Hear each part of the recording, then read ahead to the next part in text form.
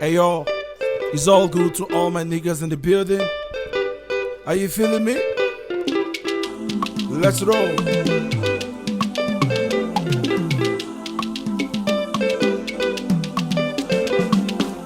on, buddy, it's your body. Come on, buddy, it's your body. Come on, buddy, it's your body.